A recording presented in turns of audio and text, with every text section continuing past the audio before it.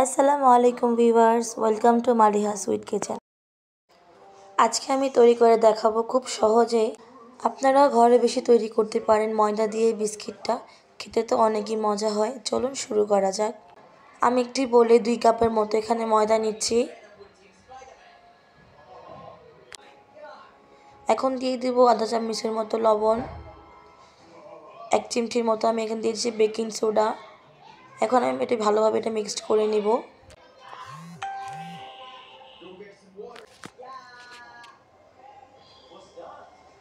এখন আমি দিয়ে দেব এখানে আধা কাপের মতো চিনি। আপনাদের পছন্দ অনুযায়ী চিনিটা ব্যবহার করতে পারেন, কিন্তু 2 কাপের মধ্যে আধা কাপ চিনিটা পারফেক্ট। আমি এখন এটা মিক্সড করে নিচ্ছি। এখন আমি এখানে রুম টেম্পারেচারে ডিম দিয়ে দিব একটা। আপনারা চাইলে এখানে 2টা ডিম ইউজ করতে পারেন, স্বাদটা ভালো আসবে। আমি এখানে একটা ডিম ইউজ করছি। এখন ভালোভাবে এটা মিক্সড করে নেব আমি।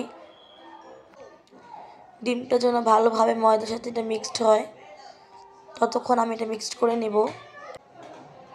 দেখতেই পাচ্ছেন মিক্সড করা শেষ। এখন আমি অল্প অল্প পানি দিয়ে একটা সফট একটা ডো করে নেব।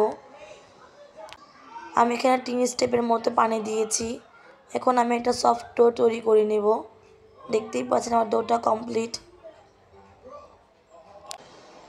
এখন আমি এটা বেলে নেব। নিচে আমি একটু তেল ব্রাশ করে নিয়েছিলাম। এখন অল্প একটু ময়দা দিয়ে আমি এটা বেলে নেব রুটির মতো।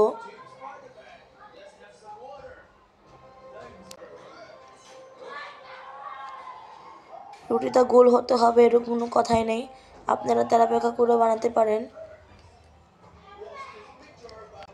আমি দেখিয়ে দিচ্ছি রুটিটা কতটুকু মোটা হবে।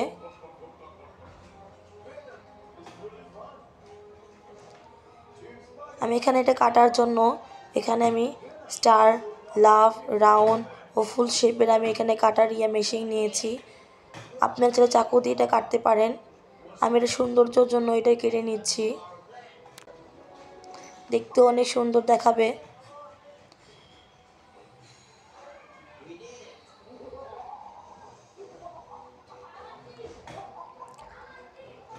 আমার সবগুলো কাটা শেষ। এখন আমি এটা আলতো হাতে এটা উঠিয়ে নিব।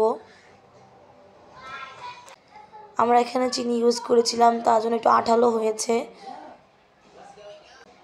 প্লেটে রাখার সময় আপনারা অবশ্যই এটা ময়দা দিয়ে নেবেন উপর দিয়ে।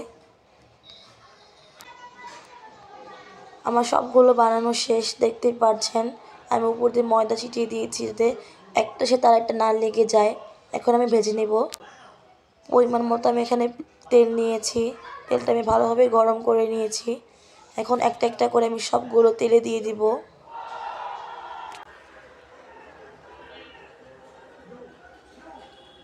আজকে আমি অনেক দিন পর ভিডিও আপলোড করছি, কারণ আমি 3-4 দিন ধরে অনেক অসুস্থ ছিলাম। আমার ভয়েসটা একটু আজব লাগছে শুনতে, একটু ইগনোর করবেন।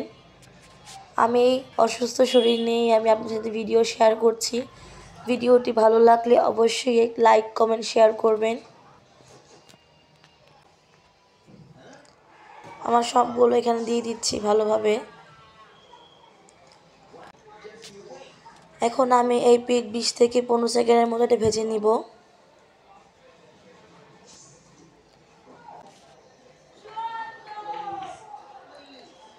আমি চুলার আঁচটা লো করে দিয়েছি যাতে ভালোভাবে এটা ভাজা হয়। আমার এটা ভাজা হয়ে গেছে, এটা উল্টিয়ে দিচ্ছি। আপনারা চাইলে আমার রেসিপি ফলো করে এইভাবে ঘরে বসে মজাদার বিস্কিটটা বানাতে পারেন।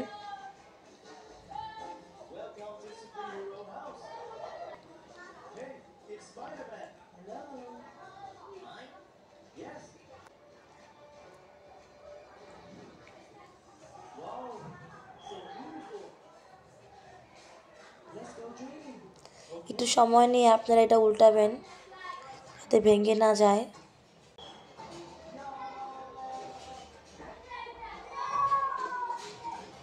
আমি অপর সাইডও 10 থেকে 15 সেকেন্ডের মতো ভেজে নেব।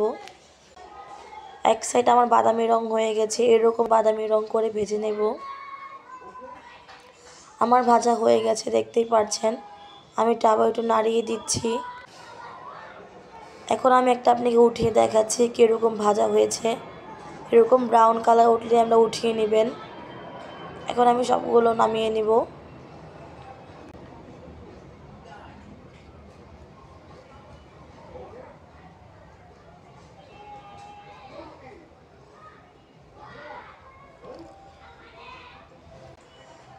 আমি এই বিস্কিট অনেকবারই বানিয়েছিলাম, কিন্তু আপনাদের সাথে শেয়ার করা হয়নি, তো আমি আজকে আপনাদের সাথে শেয়ার করে দিলাম।